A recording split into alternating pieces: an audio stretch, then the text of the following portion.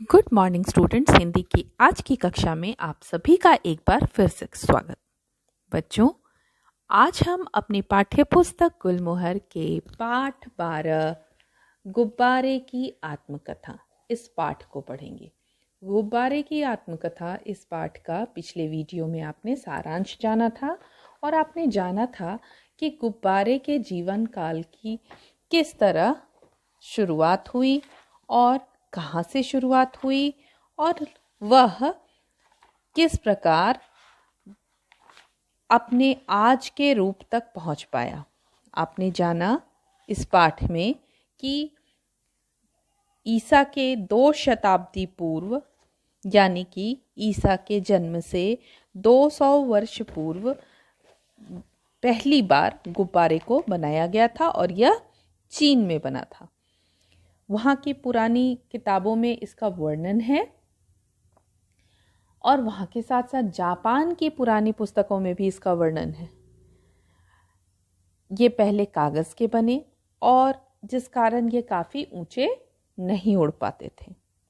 1643 ईस्वी में सर्वप्रथम इटली के वैज्ञानिक टॉरिसेली ने गुब्बारे को हवा में उड़ाए जाने के प्रयास किए।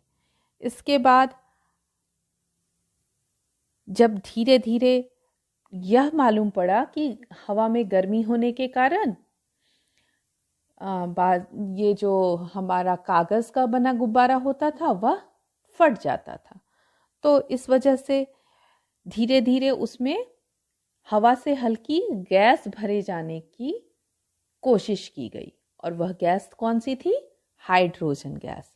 हाइड्रोजन गैस को की खोज की थी फ्रांस के वैज्ञानिक J.A. चार्ल्स ने और फिर गुब्बारे में यह हाइड्रोजन गैस भरी जाने लगी। सन 1839 में 1783 में हाइड्रोजन गैस की खोज हुई और 1839 में चार्ल्स गुडियर ने एक पतली रबर का निर्माण किया या आविष्कार किया। आविष्कार तो नहीं कह सकते, एक पतली रबर का निर्माण किया क्योंकि उन्होंने बनाई थी वो रबर, पतली रबर। और जब यह पतली रबर के गुब्बारे बनाए जाने लगे तो वह आज के गुब्बारे के स्वरूप तक पहुंच पाए।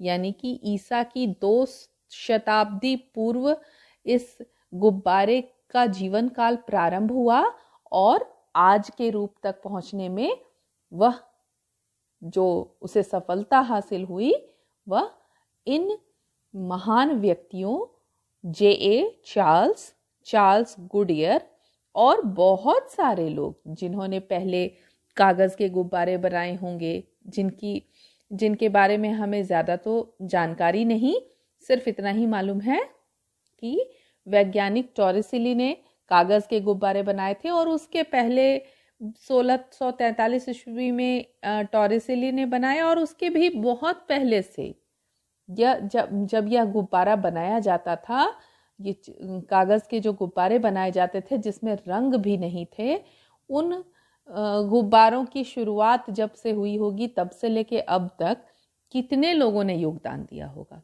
पर जानकारी हमें है।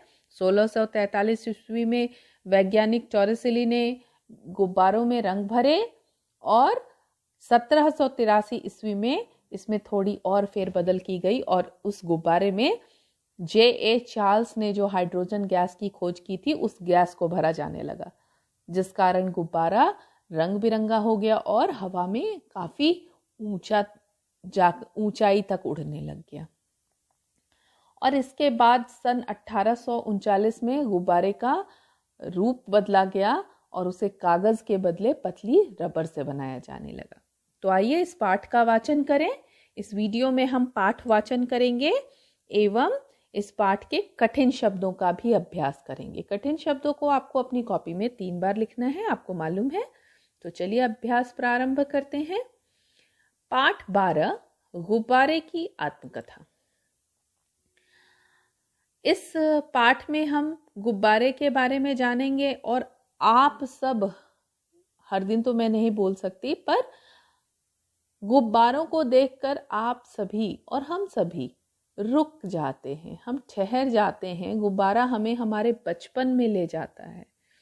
आप सब तो बचपन में ही हैं, आप सब तो बच्चे ही हैं, आपको तो अच्छा लगता ही है। हम सबको भी गुब्बारा बहुत पसंद है, इसलिए यह पाठ हम सब के लिए काफ़ी महत्वपूर्ण है।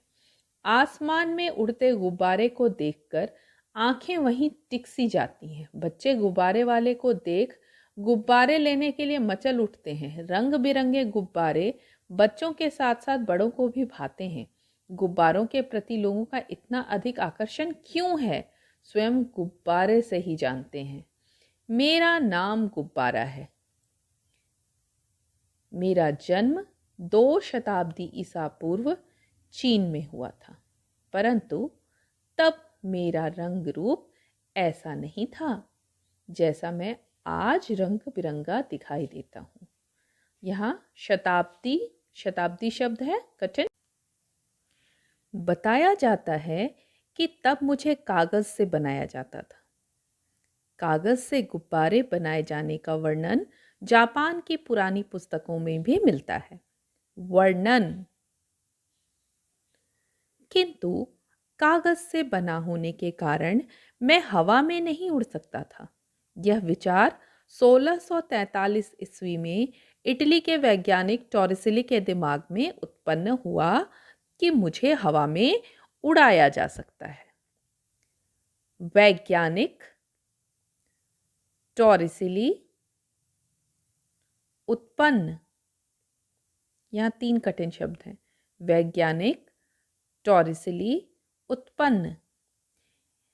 इसके उपरांत विचार किया गया कि यदि कागज के गोले में यानी मुझ में हवा से हल्की कोई गैस भरी जाए तो मैं हवा में उड़ सकता हूँ। उपरांत इसके बाद ही गर्म हवा से भरे मेरे रूप की खोज हुई और मैं बाजार में बिकने लगा। मुझे वास्तव में हवा में उड़ने के काबिल 1783 में बनाया गया। फ्रांस के वैज्ञानिक J.A. चार्ल्स ने हाइड्रोजन गैस की खोज की जो हवा से हल्की थी। तब मुझ में इस गैस को भरकर बाजार में बेचा जाने लगा। काबिल J.A. Charles, hydrogen. परंतु अभी मैं अपने पूर्ण विकसित रूप में नहीं आ पाया था। सन 1839 में चार्ल्स गुडियर ने मेरे विकास का मार्ग सुगम कर दिया। विकसित, चार्ल्स गुडियर, विकास, मार्ग। उन्होंने एक पतली रबड़ बनाई। यह रबड़ मजबूत थी और इसमें लचक भी थी। अब इस रबड़ से मुझे बनाया गया। मुझ में हाइड्रोजन गैस भरकर बेचा जाने लगा और मैं हवा में उड़ने लगा। आज मैं अपने पूर्ण विकसित रूप में बाजार में उपलब्ध हूँ। उपलब्ध। मुझे आप मन चाहे रंग और आकार में खरीद सकते हैं। मेरे शरीर पर बनी रंग बिरंगी आकृतियों को देखकर बच्चे बहुत खुश होते हैं। आकृतियों और बच्चों को खुश देखकर मैं भी बहुत खुश होता हूँ। तो इस पाठ में जो कठिन शब्द हैं इनका हम पुनर्अभ्यास करें। दोबारा इनको कैसे पढ़ा जाए इसका उच्चारण करें। शताब्दी, शताब्दी। वर्णन, वर्णन। वैज्ञानिक, वैज्ञानिक। टॉरिसिली, टॉरिसिली। उत्पन्न, उत्पन्न। उपरांत, उपरांत। वास्तव, वास्तव। काबिल, काबिल। J.A. Charles, J.A. Charles. Hydrogen, hydrogen. विकसित, विकसित, चार्ल्स गुडियर, चार्ल्स गुडियर, विकास, विकास, मार्ग, मार्ग, उपलब्ध, उपलब्ध, आकृतियाँ, आकृतियाँ। तो इन कठिन शब्दों को आपको अपनी कॉपी में लिखना है शुद्ध शुद्ध 3 बार। इस वीडियो का आपका गृह कार्य भी यही है कि आपको इन कठिन शब्दों को अपनी कॉपी में लिखना है।